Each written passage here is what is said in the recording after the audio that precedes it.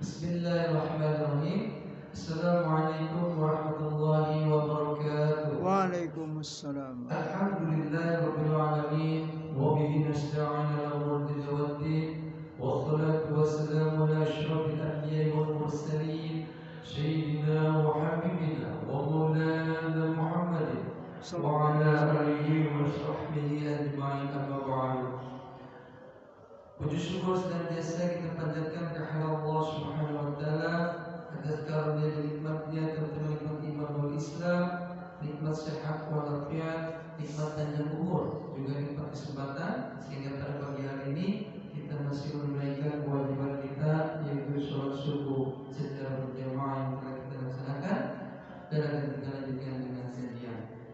Shalawat sering salam dalam Pakistan sanjungan tercurah kepada baginda kita Nabi besar Muhammad sallallahu alaihi wasallam, keluarganya, sahabatnya, serta umat Islam di istiqomah dengan sunnah-sunnahnya. Mudah-mudahan kita dapat mengamalkannya dan mendapatkan syafaat yaumul qiyamah nanti. Amin ya rabbal alamin.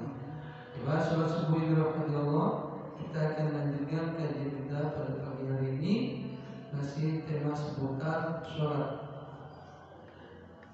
di mana tema pada pagi ini yaitu tentang pria meninggalkan sholat jamaah. Sungguh prihatin melihat kondisi umat Islam saat ini. Jika kita sedikit memalingkan pandangan ke masjid-masjid, kita akan menyaksikan bahwa Allah yang ada sangat sedikit sekali dihuni oleh jemaah. Ketika muadzin menunaikan hayya 'alas shalah, berlatar belakang inilah dalam risalah yang lintas ini kami berusaha mendorong setiap orang yang membaca tulisan ini untuk melakukan sholat yang memiliki banyak keutamaan, yaitu sholat berjamaah. Pertama, sholat jamaah memiliki pahala yang berlipat ganda daripada sholat sendirian.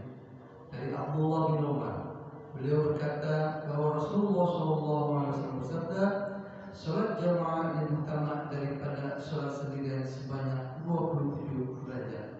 Dari Abu Sa'id Al-Khudri, beliau berkata bahwa Rasulullah SAW bersabda, sholat jamaah itu senilai dengan 25 sholat. Jika seseorang mengerjakan sholat ketika dia bersafar, lalu dia menyempurnakan rukuk dan sujudnya, maka sholatnya tersebut bisa mencapai 50 sholat. Ibnu Battal rahimahullah mengatakan, kadang keutamaan sholat jamaah disebutkan sebanyak 27 derajat, kadang pula disebut 25 kali lipat, dan kadang juga disebut 25 bagian.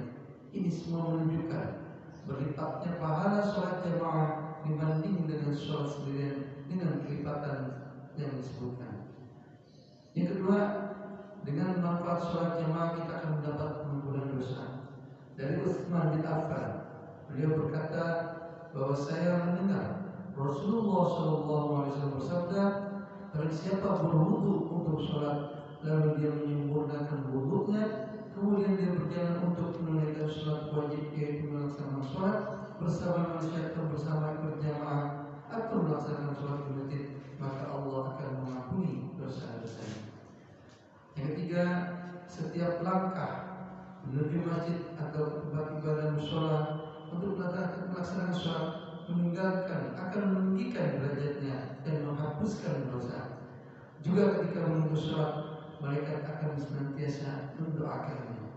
Dari Abu Hurairah, beliau berkata bahwa Rasulullah SAW bersabda, sholat seseorang dalam jamaah memiliki nilai lebih 20 sekian derajat daripada sholat sendirian di rumahnya.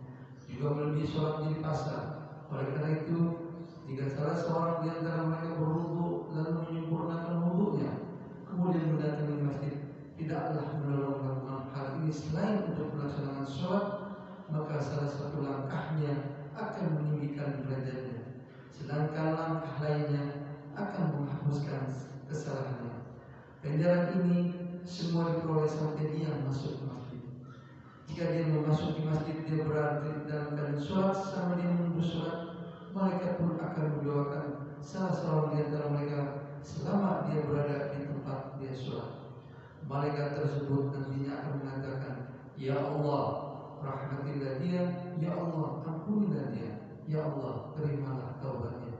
Hal ini akan berlangsung selama dia tidak menyakiti orang lain, baik dengan perkataan maupun perbuatan, dan selama dia dalam keadaan tidak berhadas. Yang keempat, melaksanakan sholat berjamaah berarti menjalankan sunnah Nabi. Meninggalkannya berarti meninggalkan sunnah. Terdapat sebuah asar dari Abdullah bin Mas'ud, beliau berkata, barang siapa yang ingin bergembira ketika berjumpa dengan Allah besok dalam keadaan muslim, maka jagalah sholat ini, atau yaitu jaga sholat jamaah ketika diseru untuk menghadirinya, karena Allah telah mengisyariatkan bagi Nabi kalian Shallallahu Alaihi Wasallam Subhanul Huda, petunjuk Nabi, dan sholat jamaah termasuk sunnah Huda, petunjuk Nabi. Seandainya kalian sholat di rumah kalian sebagaimana orang yang menganggap remeh dengan sholat di rumahnya, maka ini berarti kalian telah meninggalkan ajaran Nabi kalian. Seandainya kalian meninggalkan sunnah Nabi kalian, niscaya kalian akan sesat.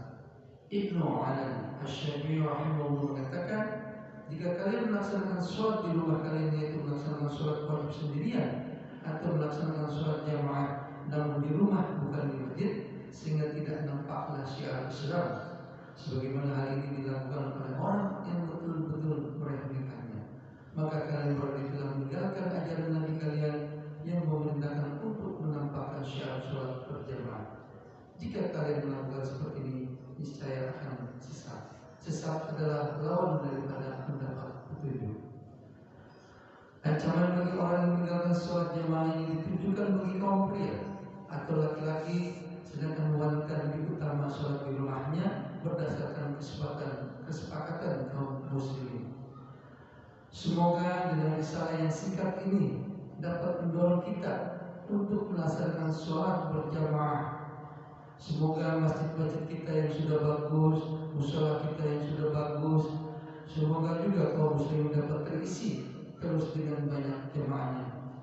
Tentunya kita berharap dalam melaksanakan ibadah ini kita sesuai dengan tuntunan baginda Rasulullah SAW, dan semoga Allah memudahkan urusan kita ini. Mudah-mudahan apa yang disampaikan ini bermanfaat bagi kita, terutama dalam melaksanakan ibadah sholat, di mana ada 3 hal atau 4 hal yang menjadi perhatian kita dalam sholat berjamaah.